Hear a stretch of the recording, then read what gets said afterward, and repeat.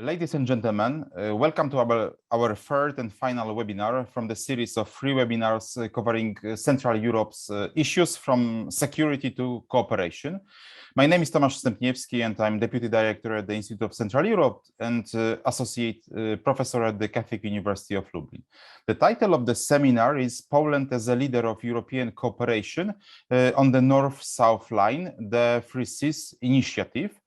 This webinar is organized with the grant entitled Balkan Ambitions and Polish Inspirations, which is the public task financed by the Ministry of Foreign Affairs of the Republic of Poland within the grant competition Public Diplomacy 2022. The grant contractor is Center for Europe, University of Warsaw. The main institutional partners of this grant are Center for International Relations, Poland, Institute of Central Europe, Poland, St. Clement Ochrydzki University, Bitola, North Macedonia, University of Cyril and Methodius, Skopje, the University of Montenegro, University of Niš, Serbia, Institute for Research and European Studies, North Macedonia, University of Gdańsk, Poland, University of Economics in Katowice, Poland, Polish European Community Studies Association, PEXA. The panelists of the webinar are as follows. Dr. Aleksandra Kuczyńska-Zonik is head of Baltic department at the Institute of Central Europe and also assistant professor at the Institute of Political Science and Public Administration at the Catholic University of Lublin. Welcome. Dr. Łukasz Lewkowicz is head of Visegrad department at the Institute of Central Europe and assistant professor at the Institute of Political Science and Public Administration at the Maria Curie-Skłodowska University in Lublin. Hello. And Professor Konrad Pawłowski is head of Balkans department at the Institute of Central Europe and also associate professor at the Institute of Political Science and Public Administration at Maria Curie-Skłodowska University in Lublin. And we will hold two rounds of questions for our panelists. So let us begin with the question for Łukasz Lewkowicz. What is the Three Seas Initiative? What conclusions can be drawn based upon the latest summit of the initiative in Riga in June this year? Is the Three Seas Initiative transitioning from the concept to implementation stage, or maybe further actions and stronger involvement on the part of the member states are necessary to achieve the initiative's objective?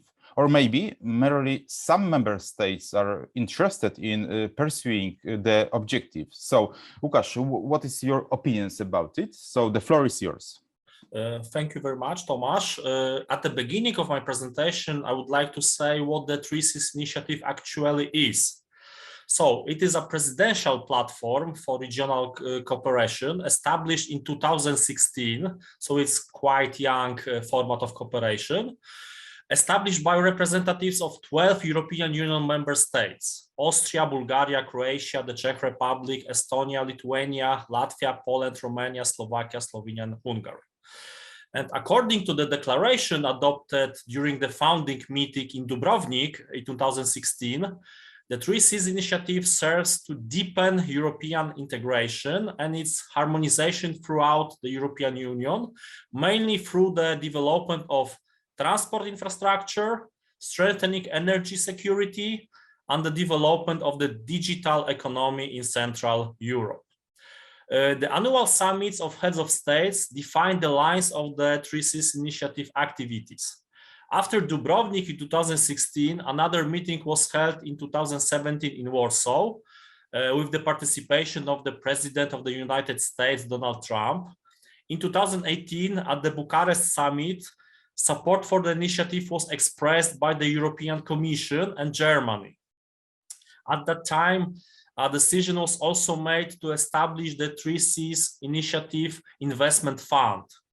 It was inaugurated in 2019 at the Ljubljana summit. The next meetings were held in 2020 in Tallinn. It was virtually summit because COVID-19, and in 2021 in Sofia. And the last, seventh summit was held in Riga in 2022, a month ago. Since 2018, the observer status in the Three Seas Initiative is held by Germany, the US, European Union, the European Investment Bank, the European Bank for Reconstruction and Development, and the World Bank. The last summit in Riga was an attempt to respond to the crisis resulting from the Russian aggression against Ukraine. Participants jointly condemned Russia's actions and declared their support for Ukraine, which was called for in virtual speech by President Volodymyr Zelensky. 3Cs initiative countries confirmed their support for Ukraine ambitious of EU membership and granted that country the status of a participating partnership in the 3Cs initiative, a new status. This is to enable, among other, Ukrainian participation in infrastructure, logistic, and energy projects and supporting its reconstruction after the war. The 3Cs initiative countries also supported the tightening of cooperation with the Western Balkan states, which are continuing the EU accession procedure. 3Cs initiative countries also supported the membership application of Moldova and Georgia. The Latvia vision of the 3Cs initiative was dominated by the pragmatic approach, focusing on economic cooperation. And in this context, the declaration of the American agency, DFC, on a capital commitment in the investment fund in the amount of $300 million should be treated in terms of success. On the one hand, it strengthens the transatlantic links with the 3Cs initiative region, and on the other, it is an important signal for global investors in the context of the current geopolitical situation of the 3Cs initiative countries, which also treated as a front countries with potentially increased investment risk. The 3Cs initiative is becoming more and more open to new partners. The summit was attended by business representatives from Great Britain, Japan, and Sweden, countries that can support investment in innovation and the development of new technologies or nuclear energy. These industries were strongly represented at the business forum. Last but not least, the main challenges facing the 3Cs initiative include the lack of institutionalization of 3Cs cooperation, the slow pace of implementation of priority projects, the underinvest 3Cs initiative investment fund, little recognition of this format in Europe and the whole world, and the issue of extending the 3Cs initiative format to a wider cooperation, for example, intergovernmental, parliamentary, scientific, and business. But in this area of cooperation, the initiative is already making good progress, because in this year we had a civil society forum in Riga, the second edition of parliamentary forum, first forum of Chamber of Commerce, but for example, we didn't have any scientific forum. And a big problem is the lack of involvement of some member states of the 3Cs initiative in its activities. An example of this is the organization of the next summit for the second time in Romania. The states that had not yet organized the summit were not interested in this. I mean, Austria, the Czech Republic, Slovakia, Lithuania, and Hungary. In the Czech Republic, the low intensity of involvement in the 3Cs initiative can be explained by the health problems of President Miloš Zeman and the upcoming presidential election at the beginning of 2023. In the case of Lithuania, it was probably due to the decision not to organize the summit in another Baltic states year after year. Hungary, on the other hand, was not taken into account due to the lack of military aid for Ukraine and the current energy policy. Less obvious is the lack of involvement in the eventual organization of a summit of Austrian and Slovak head of states. So thank you very much.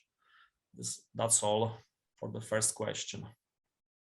Thank you very much, Łukasz, for your assessment of the 3Cs initiative. And from your perspective, it's rather under implementation to some extent, but we are looking for more projects and more support or just more involvement from member states. And the next question goes to Aleksandra Kuczyńska-Zonik. So let us discuss this initiative, I mean the 3Cs initiative from the perspective of Baltic states. It seems that any kind of communication and cooperation and transportation channels are extremely significant for countries neighboring Russia. So for that reason, these countries should prioritize swift delivery of any project linking the Baltic countries with Central Europe. So is it the case in reality? So what's your perspective on this issue? So the floor is yours, Aleksandra. Thank you very much. I'm really happy that we can share our points of view. I mean, talk about Free Seas initiative from the perspective of different countries. And thank you, Łukasz, for some points about Latvia, because I think it's quite interesting why those three Baltic states, small states, are quite engaged in this initiative. So I would like to start from some points about the priorities of the Baltic states. And it is quite interesting that their priorities and their engagement can be seen as some kind of process.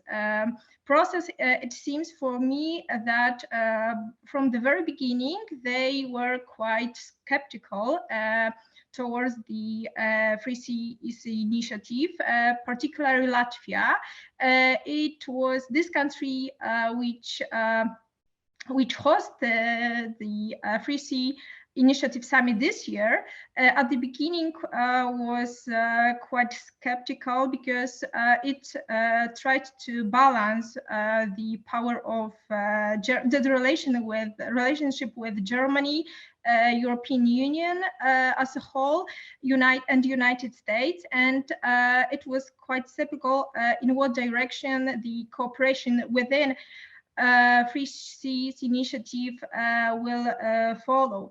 So currently, we have been observing that they are more and more interested in that initiative, and what Łukasz said about this material, pragmatic fields of cooperation is very significant for them. So turning back, moving to the priorities of those countries, we should mention, first of all, transport connectivity, because they are interested in economic development, and those countries, for them, those countries, railway connectivity is very, very important. So they are seeking for more possibilities to develop, to build transport connection between themselves and other European Union countries. So in that sense, the project of Rail Baltica is very important. It is a new project which is currently it is not finished now, but for the Baltic states is very, very important. But we have when we look at the benefits, we should mention that it will increase mobility. It will open new economic corridors. So it may be also a new, some kind of new supply chance for the Baltic states. It will of course increase regional cooperation, integration.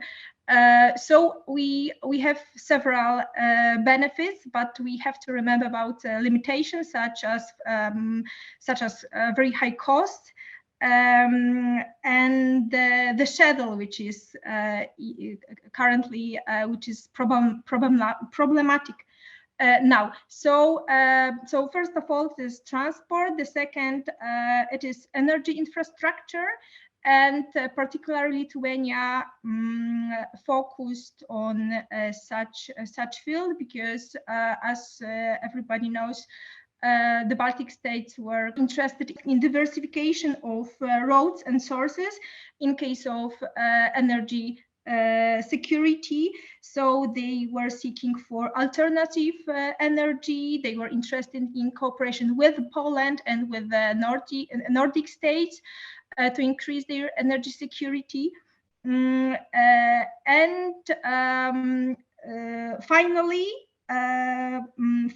it is digital cooperation, and it is particularly important for Estonia because of its digital power. Estonia is seems to be the global leader in that sense. So Estonia can also share its own experience and development in that field. And currently, you can also see that the priorities of the Baltic states are shifting toward the geopolitical dimension. So what also Oskar said about the Ukraine, the aggression of Russia against Ukraine, it is also very important for the Baltic states in a sense, in terms of increasing their own security. So, to sum up, we can see the priorities of the Baltic states within Free Sea Initiative in that sense that they are not only tangible, material, pragmatic perspective, but also such kind of political cooperation, political diplomacy dispute over very important security questions. So thank you very much. Thank you very much, Aleksandra. So from your perspective, it seems that this initiative is, I mean, there are high expectations among Baltic states regarding to this initiative. So we will see in the nearest future how it looks.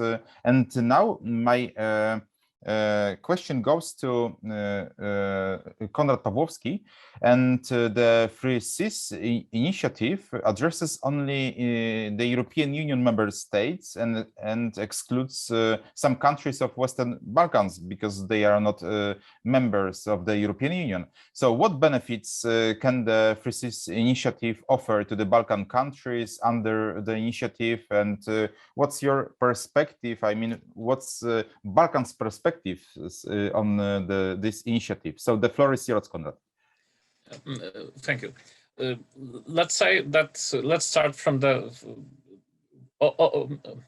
fact actually that two Balkan states from the post-Yugoslav territory, I mean Slovenia and Croatia, they are members of the initiative. Actually, Croatia was the co-founder of that initiative together with Poland. So at least those countries, and in the future, I believe all of them, I mean the Western Balkan countries, will be a part of the initiative. And so actually those countries have, I mean, talking about first maybe about Croatia and Slovenia, they have the same expectations like other countries mentioned here by my colleagues. So I would start with, of course, connectivity. I mean, the regional integration, so integration of the post-Yugoslav or the Balkan region as a first element of this connectivity, and the connectivity between this Balkan, broadly speaking, Balkan region and the whole European Union. So Western Balkan term, as we know, relates today only to non-European Balkan states. But Croatia is, of course, geographically Balkan state. Slovenia is a different case. So Slovenia is a more Central European country, historically, geographically, even in the cultural sense. But we usually see them as, let's say, historically Balkan states. So connectivity to have the access to the Baltic Adriatic transportation roads, transport axis. That's the main thing.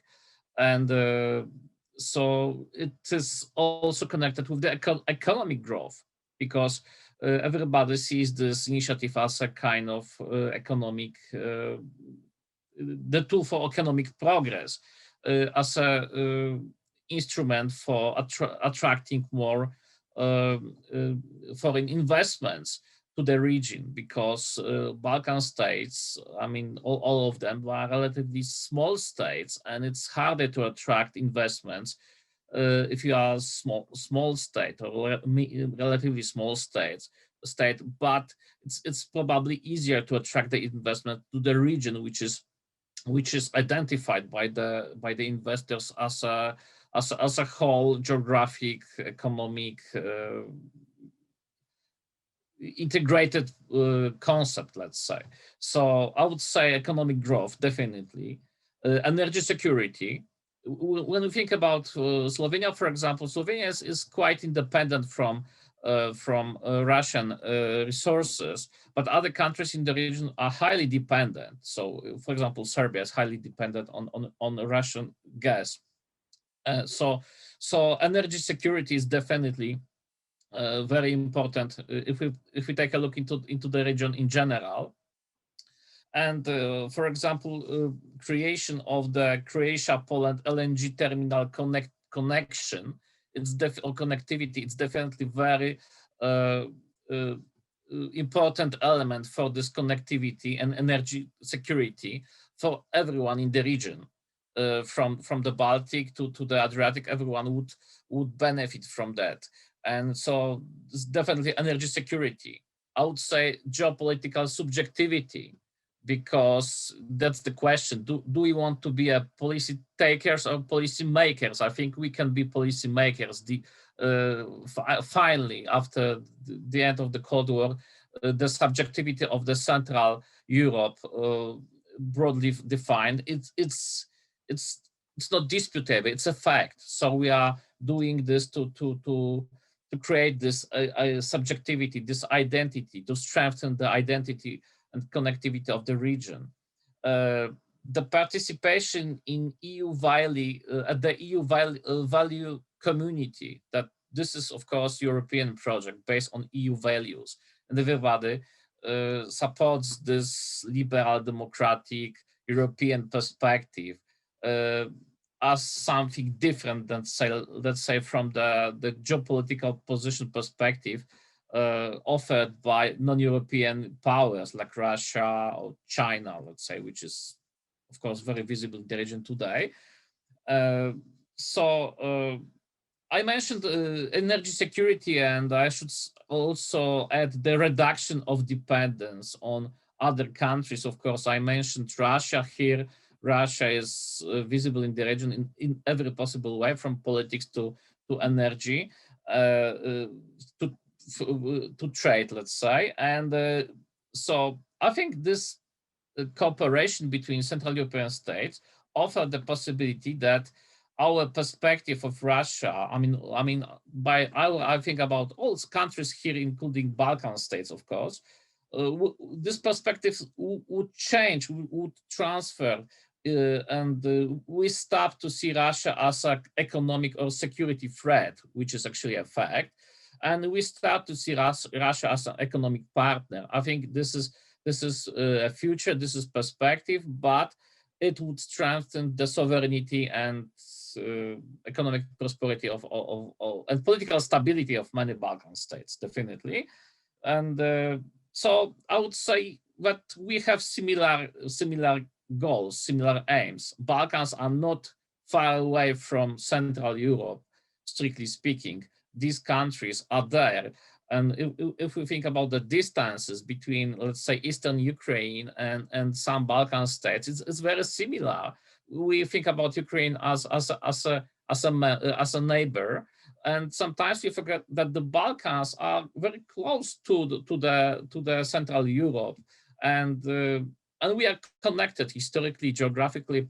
We have the same values, the same goals, perspectives. So I would say Balkans are not that different when you think about the integration of the Central Europe. They are not that different than other countries from that region. I will stop here. Thank you. Thank you very much, Konrad. And it's from your perspective, it's really important to think about Western Balkans as a region, and to make an connections with Central Europe, because it's also in our interest. So you are absolutely right. And now it's time for the second round of questions and rather short answers. So please be brief in your answers. And the first question for Łukasz Lewkowicz. So the war in Ukraine is ongoing, but Ukraine was granted the observer status during the Riga summit in this June, as you mentioned. So was Ukraine expecting something more? How does Russia's war against Ukraine affect cooperation in the framework of the Free Seas Initiative? So do you see any influences of this conflict on this initiative? So what's your perspective? So the floor is yours. Okay, thank you for this question. We can say the Riga summit was held in the shadow of the ongoing Russian-Ukrainian conflict. A breakthrough in politics was the regulation of relation between the Three Seas Initiative and Ukraine. Before that, different scenarios were considered, from fully participating in this initiative to becoming, for example, observer, like Germany or US. Ultimately, Ukraine was not included in this format because it's intra-European format still.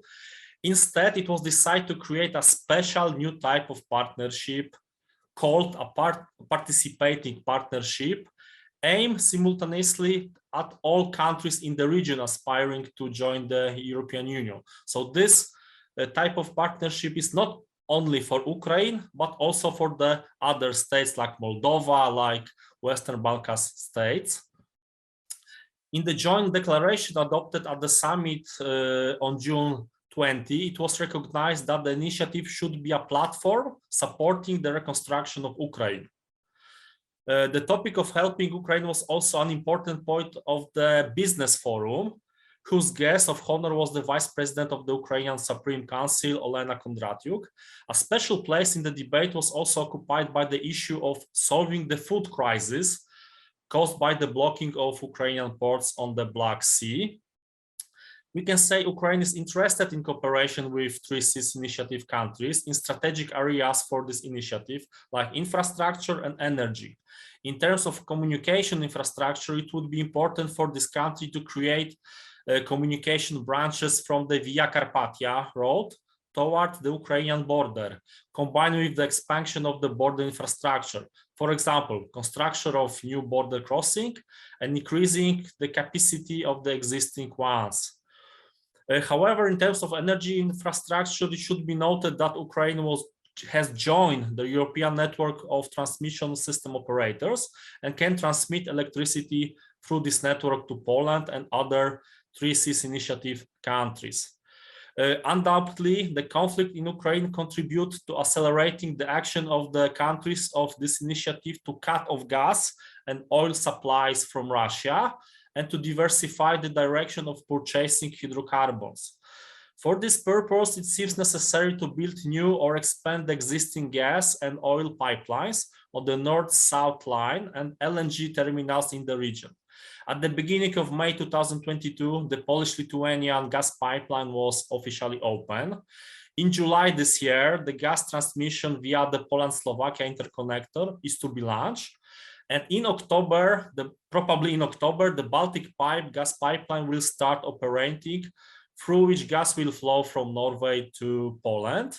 And of course, we have intergovernmental talks between Polish and Czech Republic about gas pipeline Stork 2. Summarize this part of the presentation. The next year of the Three Seas Initiative will be marked by the Russian-Ukrainian conflict, aid for Ukraine, and the development of energy cooperation in the region, and of course, security. So thank you very much. So thank you, Łukasz, and you are right that there are many perspectives or just opportunities for this initiative regarding to especially security and energy issues. And the next question goes to Aleksandra Kuczyńska-Zonik. So from the perspective of the countries of the Baltic Sea region, so should the Free Seas Initiative aim to enhance cooperation with Scandinavian countries and promote the cooperation on the north-south axis. I mean, cooperation between Scandinavian countries and Balkan countries. So from your perspective, this is a kind of lack of discussion about this kind of axis. What do you think? So, Aleksandra, the floor is yours. Thank you very much. In a geopolitical perspective, in sense of geographic terms, the Baltic states has a special position between the central Europe and north part of Europe, and in that sense, indeed, the Baltic states may be seen as some kind of linkage between North Europe and Central and South Europe. But we have to remember that North European countries are not exactly interested in strong cooperation in the format of Free Sea Initiative. So on the one hand, the Baltic states may be interested in strengthening cooperation with Finland, with Sweden, in economic field, but we have to remember that that those countries have also be interested too. But nevertheless, the construction of, for example, tunnel between Helsinki and Tallinn will improve the connectivity between Scandinavian countries and the Baltic Sea, and then, for example, further to the Central and South Europe. But also, I would like to show pay your attention to the political, I would say, perspective, because the Baltic states start to underline the role of Poland in this initiative. I mean, of course, the Poland was from the very beginning has been a leader of this initiative, but in context of the war in Ukraine, we have to remember that the Baltic states and Poland start to be perceived as some kind of core Europe.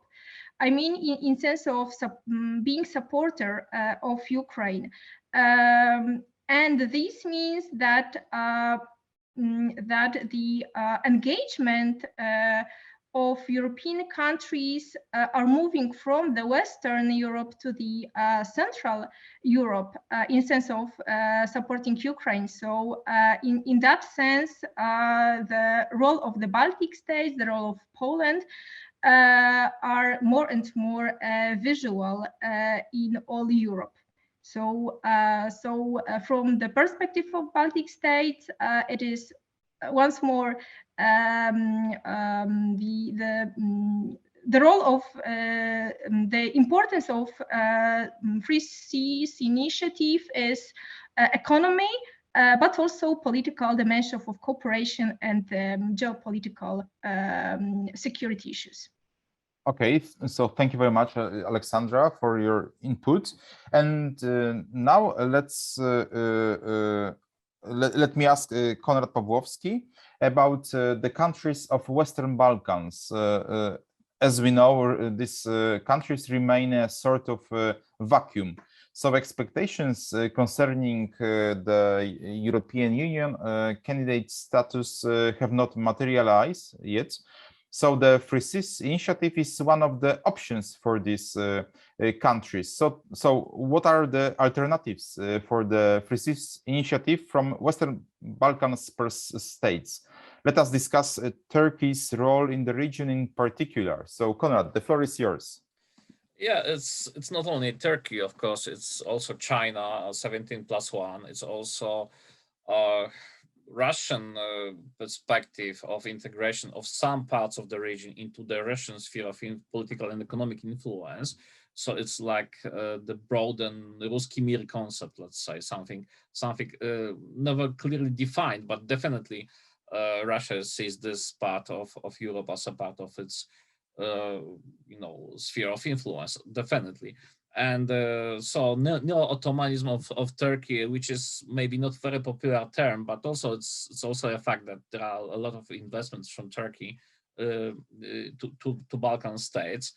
And not only, let's say, states connected with, let's say, historically or culturally with Turkey only, like Bosnia or Kosovo, but also in Serbia, let's say. So yeah, definitely there are some options, and actually this is the main question, this challenge, which is visible today, because Balkans are waiting too long for this clear perspective. I mean, the perspective is theoretically clear, but if you're waiting 17 years for just starting the negotiation, this is not a clear perspective.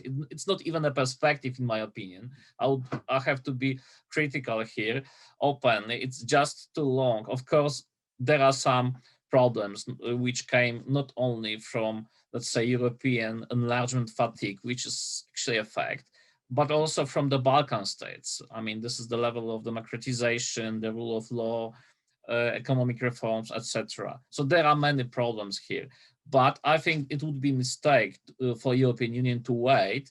And so to wait and see, because we can see something which is not necessarily European as the option. You asked me, Tomasz, you asked me about the option, and I mentioned some of them, and everyone is actually represents a kind of challenge, or some of them even the threat to the stabilization and integration of the whole European Union. So actually, I think we should be more clear and more decisive about speeding up the negotiation process of the Balkan states, because I believe that would be a historical mistake, that this lack of integration, I mean, institutional, political integration of the Balkans, like the missing puzzle of this European project, it would be a mistake to wait, really. And I think this is also quite clear that